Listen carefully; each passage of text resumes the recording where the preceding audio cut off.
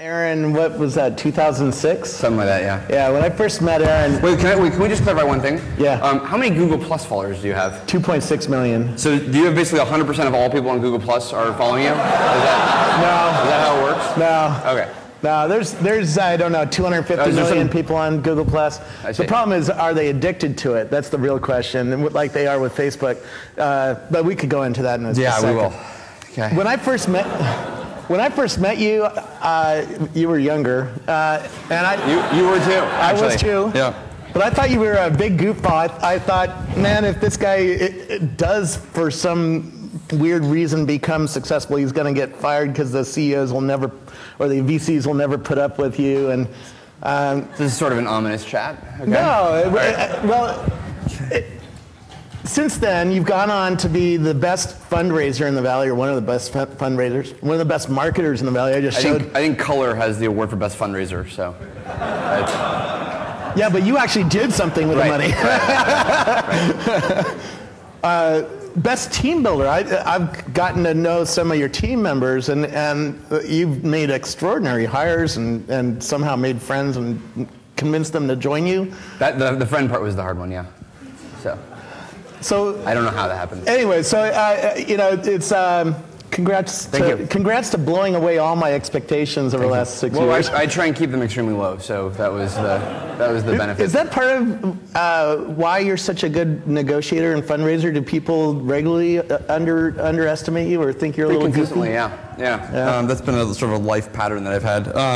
But actually, no. I mean, credit for things like fundraising and anything in negotiation like that. I mean, we just to put credit where it's due. I have an amazing kind of co-founder of the company. He's really responsible for a lot of the major kind of fundraisers we've done, and he's really the kind of effort behind that. We have a chief operating officer who has a huge focus on building out an organization of kind of world-class talent and building an organization that is kind of unparalleled in our business. And then I get to just sort of sit back and point to like where a button should be on a screen and stuff, and that's mainly my value add. Well, that's a big value add. There's a lot of buttons. So. You're visionary because you bet on cloud earlier than most people did. Benioff probably beat you by a few years, but most people didn't get cloud and didn't get.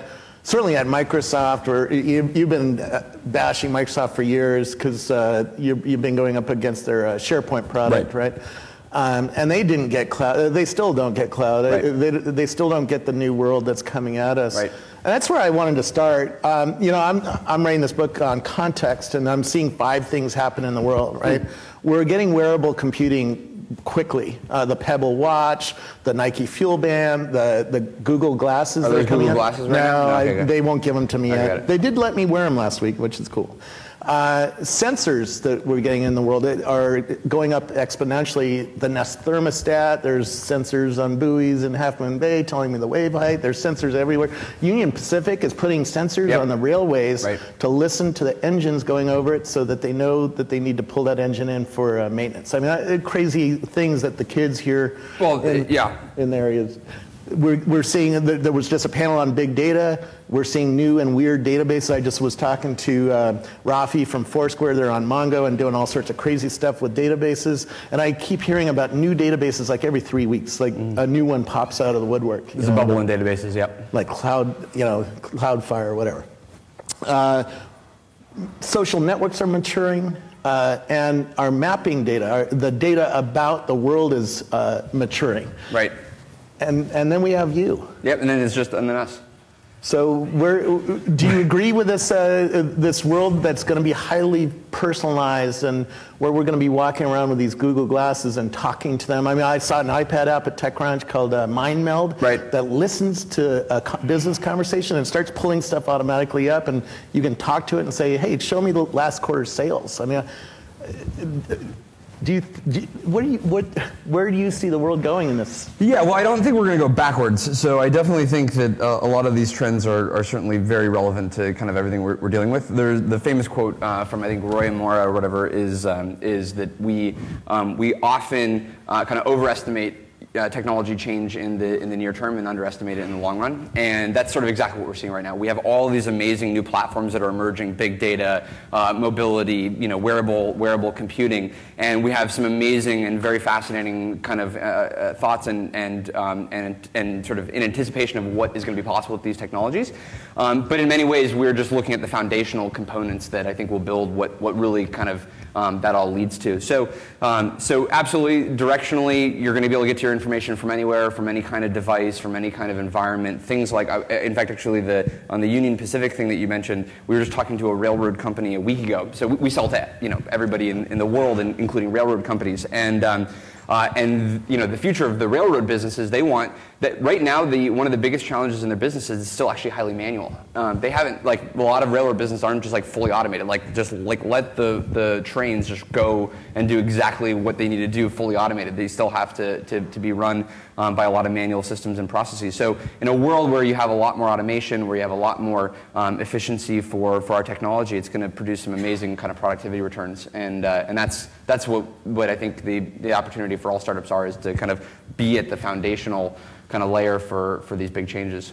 So let me just go through some of the things I'm seeing. Yep. I'm seeing that the future is going to be Uberized. That for people who haven't seen Uber, you poke at a screen and a driver comes to you, and you see that driver on the screen in real time on mobile, and he sees you. Right. I think a lot of business is going to be Uberized. Right. FedEx. I mean, if I'm working at FedEx or the CEO of FedEx, I want to see the entire world in my pocket. Right. That way. Well, yesterday we had this thing called Black Jet, which is Uber for private planes. So not really relevant for like the college audience, but when you want to take a private jet on demand, you just press a button and there's your plane. So that's really the future if you're on a college budget. The rest of us are stuck on United. So the idea of this concept of there's all this sort of latent supply kind of all around us, and there's lots of latent demand, and technology has the ability to bring those two things together in a very efficient kind of way. And so a lot of the big disruptions right now are technologies that can connect suppliers and customers in a highly decentralized kind of way. I mean, exec is maybe the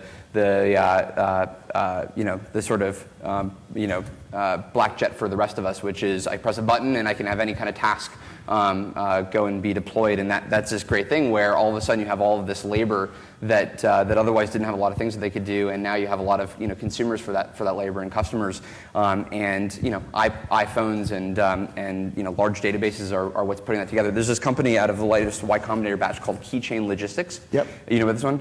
Yep. Do you want to tell everybody? No, you tell. Okay, fine. It's basically it's like Uber, but almost nothing like it. In that they took iPhones and you put an iPhone inside of if you're a trucker and you do shipping of like semi trucks, and you put an iPhone in your semi truck, and now you have all tracking of wherever you are in your inventory, and now together combined you have this network of basically all of the shipping and logistics going around the country.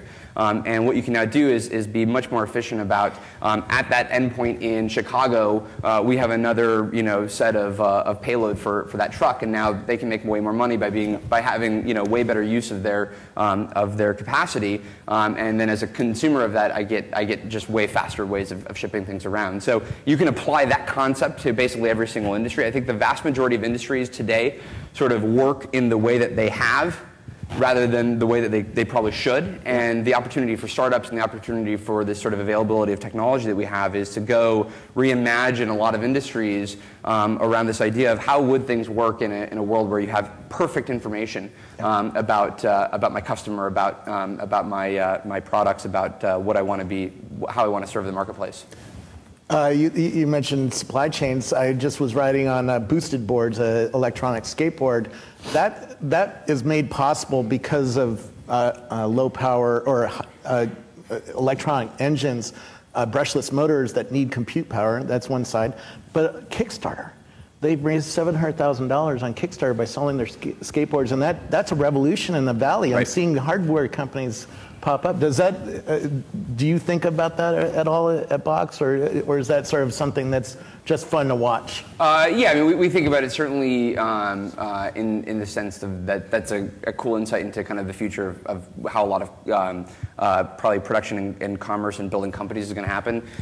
So when you have a world where, so this whole concept of sort of the world is flat in that, we have all of our suppliers, all of our contractors, all of our clients, all of our customers are global on day one. In fact, there was this piece from like Thomas Friedman, which basically was, I forget the name of it, but it was cool. Read it. But basically, it was. Are you talking about the book, The World is Flat? Not the book. It was like this piece like about the world being flat. No. So there's this New York Times article where Michael Dell and Apple were being called out for not doing manufacturing in America, and they said, actually, if you look at our business, the vast majority of our customers aren't even in America. So this concept that we're this American business is purely, based on where we have a corporate headquarters and where we do a lot of our innovation. We are in a global economy. So that fast forward to this idea where if our manufacturer is in China and our advertising firm is in London and our supply chain is in the U.S. and where our innovation happens is in the U.S., then actually software and technology and marketplaces are what's going to kind of power that kind of economy. So we do think that it's actually very relevant for us because it means that the world is going to be collaborating and sharing information, and you're not going to want to have the same limitations and same boundaries that we used to have. So just imagine 20 years ago, it would be impossible if you were a 10-person startup to go, instantly on demand get your product manufactured in Asia, and now it's trivial. So a couple of weeks ago, I was up at Napa at the Castle, one of the biggest wineries there, talking to one of the guys who works for Visa TUI, and we pulled out our iPhones, and I was showing them Highlight, and within a couple minutes, 5 customers were within 100 yards of us using Highlight as well. Come on, it was real. Come on, those are planted people. No, they weren't. That's real story? People. Real story. Okay, fine. And we had an interesting discussion about how customer service is going to change because of these technologies. Maybe not Highlight, but technologies like Highlight, or whether you check in with Foursquare and you see your customer near you, So does everybody read Scoble hopefully in here, right? Okay, so you should have a full disclosure that you are often like 2 to 3 decades in advance of everybody else, right? Okay, cool. So continue with your story. Yep. Okay. I just wondered how you think customer service is going to change. I mean, I walked in with Highlight in New York. I walked into the Bloomingdale's there. I needed some new pants, and the head salesperson was on Bloomingdale's, but was on Highlight. I have 2,800 people that I've collected on Highlight, so pretty interesting people. The head of social media at the White House is on Highlight. Right. I'll tell you how I found that out. But or right now, it's fine. I was hanging out with the press. Wow. Okay, there we go. A Highlight went nuts, and I was like, "Wow, these guys are clued in." Right. So, how do you think social, or how do you think probably customer just tracking service? you actually, but that's fine. So believe me, I'm the easiest guy to track in the world. Yeah, that's not a hard problem. How do you think customer service is going to change the world? I was at Aspen talking with them. They know, they have cards where they know who you are, where you are on the slopes, and all sorts of details. Where do you think this world is going from that? Yeah, I mean, we're kind of going to go through a period of sort of immense personalization. If you called up, your airline, or if you called up, some vendor of yours 10 years ago, they basically had very little information about you. That's why you went through the first 5 minutes just kind of re-explaining where you were at and what your problems were. And with Salesforce is really big on this right now, where if you call into to your vendor, they should know every single thing about you, and that should actually help tailor the solution that they're going to be going after. So companies like Zendesk, right, which sits at the center of customer support in a kind of cloud world, now takes in all of these information and bits of data from the other kind of platforms that you might want to be communicating on, like Facebook or other places. So the ability to personalize, the ability to actually solve your problems in advance of talking to customer support, so the ability for the crowd to help you with your challenges are all sort of, Twitter alone has dramatically changed how customer support works today, and I think that certainly being able to, Best Buy is going through this right now, which is they're not going to be able to survive you're not going to be able to survive in brick and mortar if you don't have some kind of value add over being able to answer kind of basic questions or challenges. And so we're moving to a world where you're going to pair technology and information with the products and services that you're delivering, and it's through that kind of experience that will let you be competitive. And in every business, that's how it's that's how you're going to have to stay competitive. I'm already, if you haven't gotten this idea that this guy's smart and has something to say about a lot of things, how does your team rein you in? Because I bet you get in there at 9 in the morning and go, hey, let's go attack. You're already wrong, but that's fine. Really? Yeah. I think there's only 2 benefits to being CEO. The first is you get to choose the band at your conference. So I chose Weezer this year. Yeah. If you become a Box customer, we'd love to invite you to our concert next year and conference. And then the other thing is you get to choose your own hours. So I actually generally wake up around 11 a.m. So that's when I roll into work. Okay. So. And how do they rein you in when you get into work? Because your mind is buzzing at twice the speed of anybody else's. I think they've plotted lots of meetings that I have to go to that sort of are meant to be distractions. So there's a lot of ways that they just exploit my excess energy. Yeah. So for harm. How do you disrupt a market that seems seems like it's happening? How does Uber or you went in and said Balmer's all screwed up and we're going to show you a different way? How do you do that? Well, we didn't say Balmer was screwed up, but Microsoft was screwed up. Well, and more specifically, the SharePoint product. Has anybody ever had to use SharePoint? Raise your hand if you've had to use SharePoint. Okay, keep your hand up if you enjoyed the experience. Okay. Yeah. The one guy, did you have a Microsoft internship or something? No, he's on the SharePoint team. Okay. All right. Still hoping to get the job next year. Okay, wait, who's going to work for Microsoft after college? No, I'm very pro Microsoft. I promise. It'll be fine. Okay. All right, fine. If I don't have to say. Okay. Anyway, that answer will change if there's $1 million on the table. It will change if there's $1 million. Yes. Is that what they're doing nowadays? Okay. If they want you, right. If you know how to get them back in the market, right. Yeah. So we started Box in 2005, and actually just small. Can I just do one quick tangent side story? How much time do we have? I don't know.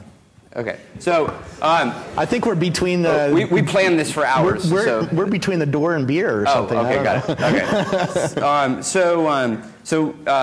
Does anybody know? We used to live and work on Ashby Avenue. This is a real fact. Does anybody know the Berkeley Nut Company? Wait, raise your hand if you know Berkeley. One dude, one guy ever? Really? Wait, why do you know it? Okay, all right. So anyway, my uncle has property in Berkeley and rents it out, and he also has a chocolate company that's really strange. But so we lived and worked out of Ashby for 6 or 7 months when we first dropped out of college, and so anyway, that was just to bring it home from a connection standpoint. But when we first started Box, we didn't even really know about Microsoft SharePoint or kind of other products that were out there. It was actually a really simple situation. We were in college. It was really hard to share information. And so we decided that we'd put together a product that would make that easier to do. And as we started to talk to our customers and talk to people using the product, we realized that there was a way bigger opportunity to actually go out and quote unquote kind of disrupt enterprise software and how enterprises manage their information. And so what we sort of stumbled into, we didn't know this at the time, and now I recommend it to kind of anybody who's really trying to go kind of through a similar route, is we had this amazing wedge, which was basic and very simple file sharing. And it turned out that wedge was the most important part of some of these major businesses like Microsoft SharePoint or EMC's Documentum product. And so we had solved this very basic problem of how do I share files? Yep. And then companies began to find more and more use cases for how do they share their information on the platform, how do they manage all of their content and manage all their data, and we got and just the concentric circle started to expand, which then led us to being far more competitive and I think more disruptive to some of the bigger players. But the lesson in the entire process that we learned was sort of by focusing on what would be, in our case, sort of this unfair advantage that we had, which was we could go after end users, we could focus on virality, we could take advantage of the high cost and high sort of cost basis that a company like Microsoft had with their product and go in with a much cheaper, faster, more viral solution that was distributed through end users. And the lesson there was really making sure that you're competing on a dimension that your incumbent competitors can't focus on, right? There was no way that all of a sudden there was going to be this massive DNA change within a Microsoft or within an EMC or an Oracle that was going to say we're now going to be able to go focus on the end user in the way that these startups are. So we really took advantage of that and just kept doubling down on that proposition.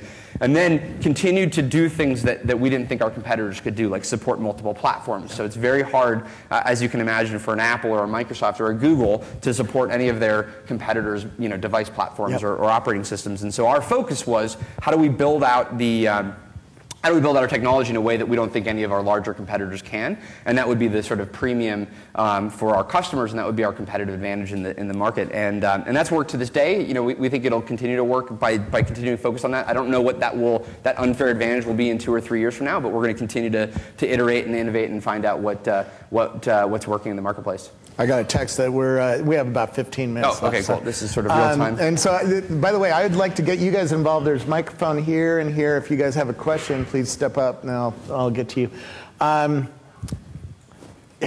You guys are positioned really well heading into this new contextual or personalized age, right? On my phone is 120 little data silos. Foursquare has a data silo. Facebook has one. Google Plus has another one, and on. Food Spotting has another one. And I predict that we're heading into an age where the more open you are, the more your business will take off. Do you agree, or? Yes, we do agree. I mean, we also it's a very self-serving agreement because we actually believe that. So this is going to be specific to enterprise software. Anybody going to do enterprise software company? Okay, 3 or 4 people. There's money in that. There's money in enterprise, right? Yeah, it turns out. So wait, does that mean everybody else is going to start a photo sharing app? Is that the message, or what is everybody else doing? I don't understand. Okay. All right. So anyway, Angry Birds. Okay. Angry Birds. In our world of enterprise software, there's really 2 paths that customers are taking today. 2 different kinds of paths. The first is you could go buy your technology from a company like an Oracle, where they're going to give you every single component for your business. They're going to give you your ERP. They're going to give you your CRM. They're going to give you your content management technology, and you're going to buy sort of a one-stop shop of technology and sort of a technology suite. And the opposing viewpoint that we have, and we have this because fundamentally we're not going to go build all those things, so it's a little bit again self-serving, but we actually think that it plays out better for the customer is really an open stack of technology where you like that word. Yes, yeah, I'm sure you do. Open stack. Rackspace started OpenStack, and it's open source cloud computing. Yep. So I was just trying to mention that on your behalf. I'll give you the $20 later. Thank you. So the idea is that you're going to use CRM from probably Salesforce. You're going to use ERP from maybe NetSuite or Workday. You're going to use HR from Workday or SuccessFactors. You're going to use customer support from Zendesk. And we believe in that kind of a world where you mix and match best-of-breed solutions, you're going to want to get to your content or your business information from anywhere. And that's going to be our job in that world. So instead of having all of your technology from a single vendor and all of it sort of ostensibly works together, but really what you end up getting is lock-in and lots of challenges and price hikes and all of the sort of negative effects when you have a monopoly in a space. As opposed to that, you're going to get innovation, you're going to get speed of delivery, you're going to get lots of different vendors, each competing for your business, and we believe you're going to want to get your information and your business content from anywhere. So that's our focus, is a world where your applications are open, they connect to one another, you can get to the same data across multiple systems, and we just don't think this is going to be the way that a Microsoft or a Google or an Oracle competes, because they're in some cases $200 billion businesses that have to fundamentally sell you more and more of their stuff, and the problem is that tends to not work out well for customers. Question? Yeah, so in the enterprise space, when you compete against a company like Microsoft and SharePoint, have you found the best way to win is to convince the companies themselves that your solution is better, or the employees to kind of drive the company to kind of adopt your solution? Actually, sometimes the best way to win is to let them use SharePoint first, but it's a little counterintuitive. But sometimes it takes patience. It takes patience, and we're playing a long game here. So, our business is very unique. We think it's actually going to be the future sort of model of enterprise software, where you both focus on the end user and you focus on making sure that the technology is secure enough for the CIO and can be integrated into the business, all the business systems like the identity management system and the logging and reporting tools and the security technology. So our view is that you need to actually serve both the end user and the ultimate buyer of that technology, which is often the CIO or the IT department. And so at Box, the way that we actually go and execute on that is we tend to have two separate disciplines that are kind of simultaneously happening. One is a very kind of consumer mindset, consumer-centric set of operations, like in our product teams or our marketing teams, very kind of consumer-oriented in terms of the DNA that we come in with. And on the other hand, the way that we go to market, the way that we sell, the way that we service our customers, it looks just like another enterprise software company, except we do it in a much friendlier and kind of more compelling way. And so that sort of convergence of two very different sets of DNA is what we think allows us to be extremely competitive. So we think the future is going to be enterprise software that looks far more consumer-like than any enterprise software ever has, and it's going to take advantage of the sort of extremely powerful characteristics of the consumer internet. So high volume and end user-oriented distribution, great customer support, amazing and elegant design. All of these things are going to come together and define the future of software. I mean, isn't even Steve Ballmer reacting to that trend with the Windows 8? Yes, in some ways. I think. I mean, he stole Steve Jobs' playbook and is trying to implement it. He sort of got a broken one, but it was. I think it was like a knockoff playbook or something. But certainly they're testing new strategies by going and building devices. That's a huge disruption to how they usually have operated. I think that is certainly meant to sort of put a flag in the ground that says this is how the future of this technology needs to look and work, and hopefully that cascades to all of their partners like Dell and HP and others. Microsoft today, at least, doesn't quite fully have this DNA at the core of their business, and it shows up in lots of different ways. I mean, the Windows 8 experience is on some dimensions, very, very strong, very compelling. On other dimensions, very complicated and cumbersome and very sort of Microsoft-esque. And so in those ways, it's not replicating the Apple elegance. Are you supporting it? Are you building apps for it or anything? Yeah. All that said, we're building an app. We actually. So again, our business. The interesting nuance of our business is we would love for nothing more than the top 3 operating system players to each have 33% market share. We would love for the world to be incredibly diverse, incredibly heterogeneous, because we're going to go be a company that supports those platforms in maybe not uniform ways from an experience standpoint, but uniform in terms of a prioritization and effort standpoint. And that's the thing is, as consumers, if I said, do you like Apple products, a bunch of people would raise their hand, and that's the only kind of technology that they buy.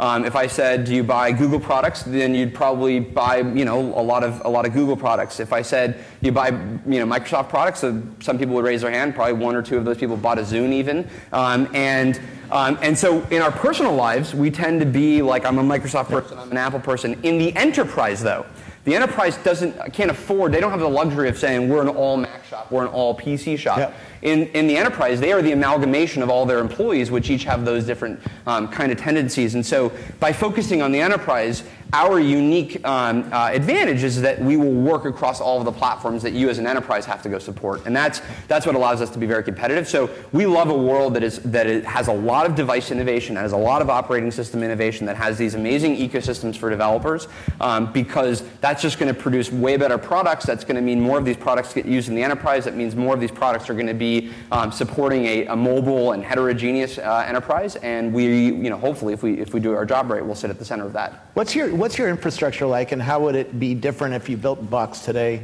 6 years or 7 years later? So we started the company maybe like 6 months before Amazon announced their cloud computing initiatives. So we had to build a competency very early on for building servers and storage and all these kind of technologies. In fact, actually, there one time when we were still at Ashby on Ashby Avenue, we were just working in our little place that day, and my uncle came out and he said, "Hey, there's a little truck kind of out on Ashby. It's kind of taking up the whole street. They're looking for you." And we were like, okay, this is weird. We didn't order anything. And it's this gigantic FedEx truck, like the semi kind, because there was 2 tons worth of storage inside the truck. And they were supposed to take it to our data center. They took it to our apartment. So that was... So sort of wasn't going to be very useful there, but classically just racks and racks and racks of storage, and we had to go build that up, and so we built a competency very early on in high scale, high reliability, redundant systems where we put together a lot of that infrastructure. So today, we have thousands of servers that we manage, and that allows us to tune a lot of the performance of the application and build functionality that we think we wouldn't be able to have the same flexibility on if we were going cloud. But at the same time, if we were to start over and just on day one, I think we would be an all cloud kind of shop, and then maybe over time evolve off that. And that's the amazing thing for starting today, and for entrepreneurs today is literally the cost of starting a company is like $3. Yep. I mean, this is like you basically run an hour of a web server and you're up and running, yep. and just the elasticity of how you can get going today is pretty amazing. So for the price of a cup of coffee, if you can start a business, that's not bad. So beats the old way. Hey, Aaron, quick question. We have heard a lot of positive words about consumerization of enterprises getting sexy, and you are one of the advocate of it. Well, I didn't say enterprises are getting sexy, just enterprise software is getting sexy. So. Thanks for pointing. What are some of the challenges that you see that is slowing down the consumerization of enterprise, especially within the legacy industry, such as manufacturing, security, and all those companies? Yeah, sure. So, the interesting thing is that I've really tried to figure out what is the the Da Vinci Code of this industry. What is I actually never saw Da Vinci Code, so I don't know if that's relevant. So, but the word code makes sense. So, what is the pattern across all of these companies that is causing them to adopt, and what's causing others to not adopt? And it turns out it's not always by industry. You'd always think that banks, oh man, they're so slow and they're so regulated, so they can't do anything. Or railroad companies, So we did we ran a statistic. Banks are pretty. There's a bank in Australia that you stand outside the house you're going to buy, and they'll approve you for the loan with your mobile phone.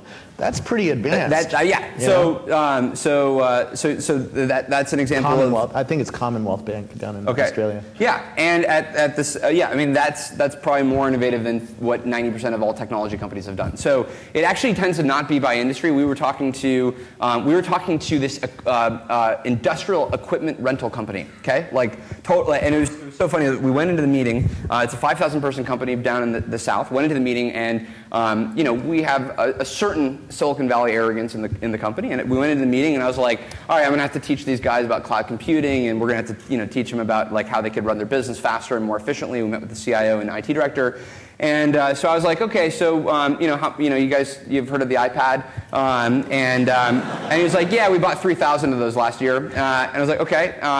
And they've completely digitized their entire business. 3 or 5 years ago, they had their company running off of binders of paper. If you were a field sales rep, you would be pulling up information from a binder, and you have to go back to the central office to get updates. And now their entire company is mobile. It's running on the cloud. every single sales rep that's in the field gets instant information updates about their customers, and that was never possible 5 or 10 years ago, where it would have been extremely cost prohibitive to go do that. You also didn't have mobility, so it was impossible for their kind of business because they had a lot of people not working in the office. And so it's remarkable. It takes a very innovative CIO, it takes a very innovative team, but those teams are sort of represented in businesses of all across the world. Our three largest customers were all founded in the 1800s. So I was blown away when like these companies that were like founded in 1860 is like our largest customer. Yep. And so it has nothing to do with, there's no propensity of size of business to adopt this stuff. I had dinner with a strategist from Honeywell, a defense contractor, who in my mind is like one of the most conservative, political animals in the world. They bought everybody iPads. I'm like, wow, that's different. Right. But they're also suing Nest, though, right? That's a different one. Oh, wait, which one did you say? I think, am I wrong? Where did you say? I thought I said Honeywell. You're probably right. Okay, that's fine. Yeah, you're probably right. Okay. Yep. Either way. Anybody else? We have a couple minutes left. Yep. Hi. I'm just curious, as the space generally seems to get more crowded now, both from the top and the bottom. So yeah, I noticed Drive, that. Yeah. Yep. So thanks for the reminder. Yep. I'm good at doing that.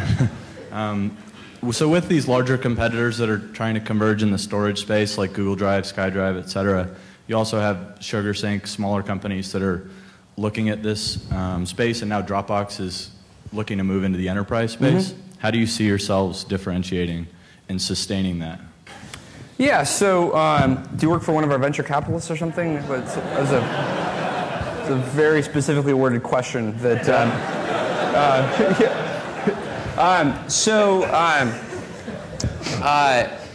yeah, I'd say that to some extent it's going to be more at a strategic and conceptual level of how we run the business. It's going to come down to our continued focus on this sort of unparalleled execution of how do we merge the needs of the end user with the needs of IT. That's something that you're still not seeing from a Google. Google tends to not serve the enterprise in a very deep way, and Microsoft still tends to not serve the end user in a compelling way. So we're going to focus very deeply on that. A lot of our long-term advantage and differentiation we think comes down to our platform. So the sort of misunderstanding about our category, and this has happened for 7 years since we've been doing this, is that we sort of get seen as a way to store and share files, but that's really just the underlying kind of technology infrastructure of what we do. I mean, we have to have storage, and because your files have to go somewhere. So people read that as thinking that we do storage, but it turns out that when you go talk to this equipment rental company, sharing files and storing data is the sort of bare minimum set of needs that they have. What they really want to do is build, they want to build applications, they want to build workflows, they want to build business processes around their data and their information that allow them to be more successful and be more competitive. And so on top of Box, on top of this sort of horizontal layer of how do we manage your information securely and scalably, is how do you actually begin to run your business on top of Box. So we have an ecosystem of 14,000 developers that build applications for different kinds of businesses and in different industries. We work with hundreds of applications on iPhone and on Android and all these different platforms where you're actually getting work done today. We work with all of these major companies that I was mentioning, like Zendesk and Salesforce and NetSuite and Jive, so you can get to your information from all of these places. And so our differentiation, we really think, comes down to this focus on how do you make a platform from which you can manage all of your data and manage all your business information. And then we're going to just hopefully, if we have our way, we're going to execute better than all the other companies out there in terms of getting that platform out to customers. And so that's our sales force. That's how we get distributed. That's how we focus on virality and the sort of the distribution that things like your mobile device offer. So kind of all combined, we think we're building a very different kind of solution than what's happening in the competitive landscape, even though a lot of the noise that's out there makes it look like it's sort of one category today. Can't you get budget for a nice iPhone? Your iPhone's all cracked and it's an old one. And thank you. Until this thing just literally doesn't turn on, I tend to not upgrade. But I probably should consider one of these things, like a Nokia or something. Now that would be a shock. Well, thank you so much. This is it? This is it. What? Come on. Unless they give us another 5 minutes. I can't end on a competitive question. We got to focus on.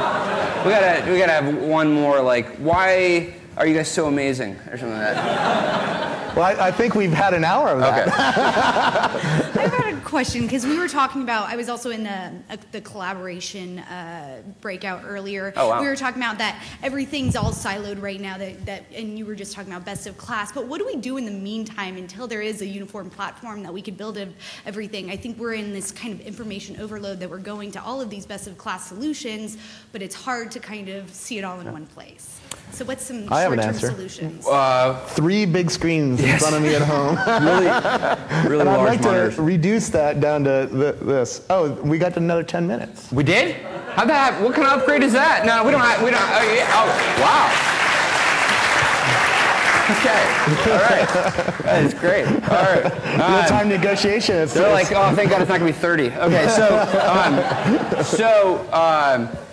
there's not a really good solution to your, I don't know where you went, but okay. Yeah. There's not a really good solution to the problem today. It's a mix of, well, first of all, we just think that if you start with Box, that's a good start to the process.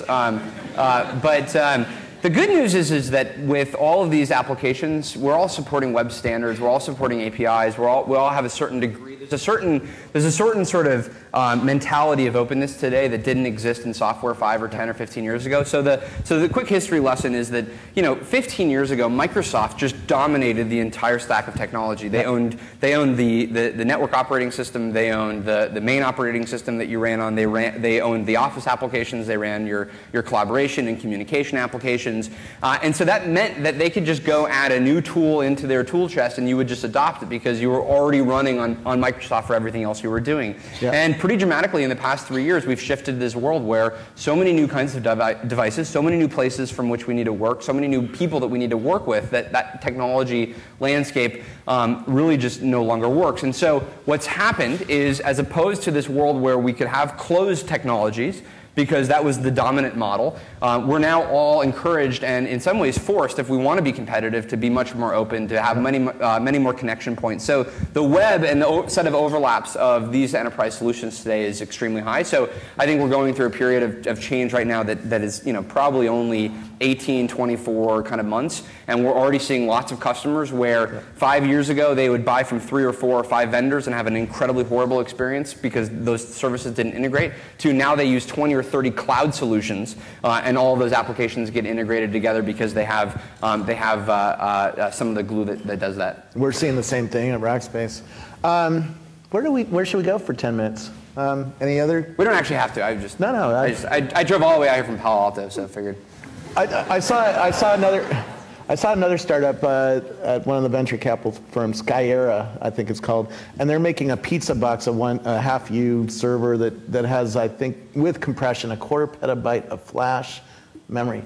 How does that change your business? The fact that we're getting flash in the data center, the cost of that is coming down every couple of months, and it lets you it replaces 3,000 hard drives, and it's 10 times more efficient on electricity, and 100 times the speed, right? Jesus. So, what does that mean to your business?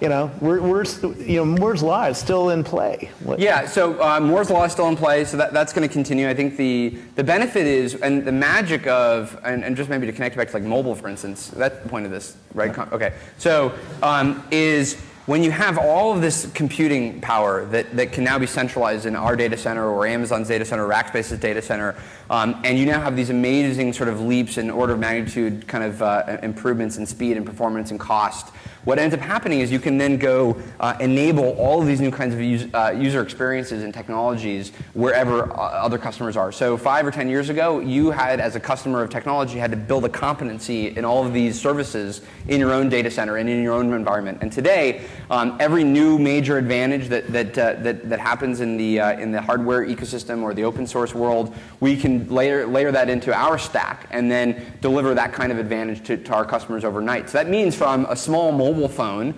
you have the power of thousands of computers that are doing your tasks for you instantaneously, and so that's a pretty powerful world. Or simple things like Palantir, which is most people probably know it, but they basically help the government find and locate and then destroy terrorists. And when you can now process order of magnitude more information and at a speed that is 10 or 50 or 100 times faster, we just have way better data. We can have way better outcomes, whether it's a healthcare outcome, and we can now sequence the genome to being able to spot needle in a haystack kind of situations in sort of mounds of data. It's just going to dramatically change what we can do. We all know with this is going to be information. used to change advertising. Edmunds.com, for instance, if you're searching Edmunds.com from a car dealer, you're going to see dramatically different advertising on your phone than if you search from at home, because they know if you're at a car dealership, you're about to buy a car, and they want it to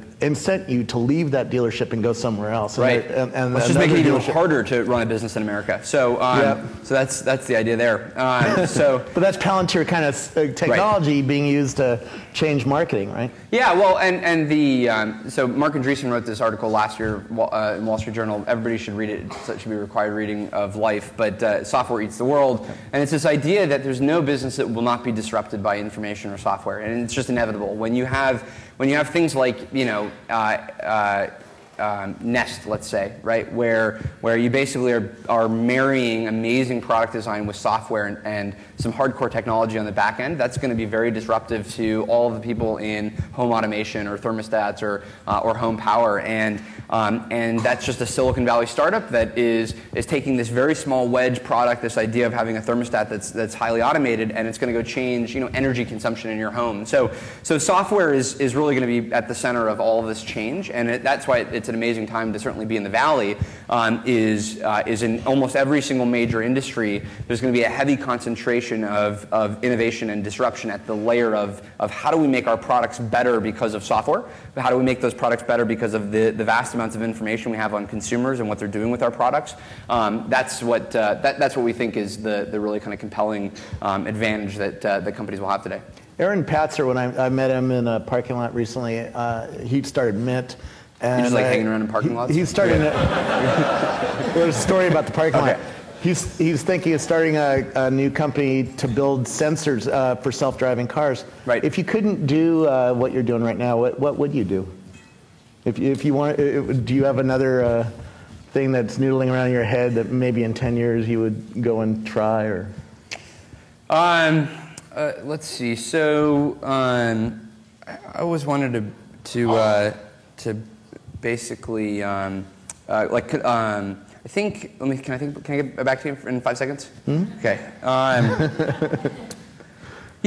don't know. The interesting thing is like things like mobile, for instance. I'm not going to answer it directly. So things like mobile, what it does is it allows computing to enter into areas of our lives and businesses that we never before had technology. So in this case of the equipment rental company, what's so interesting about that situation is 3 years ago, as an enterprise software vendor, we could never have sold to that company. There would be no relevant use case. They didn't have people that went into work on computers.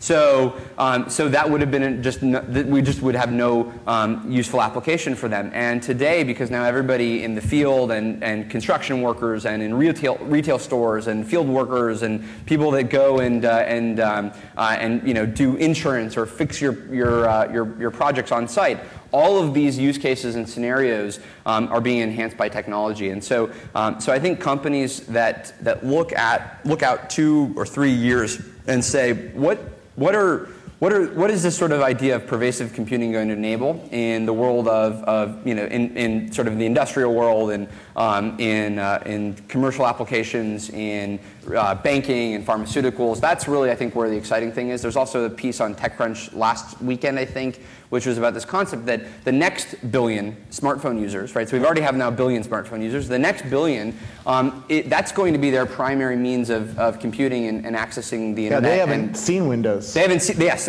So they'll probably have better and happier lives, and so for those consumers of technology, there's going to be the opportunity to build the next Amazon for them. There's going to be the opportunity to build the next eBay for them. There's going to be the opportunity to build the next Netflix for them. And all of these applications that for the next billion users are going to be consumed entirely through mobile and entirely globally, and in parts of our lives and in businesses that never before were running off of technology. So probably do something that relates to all of that. Very cool. Cool. Thanks a lot. Thank you so much, man. See ya.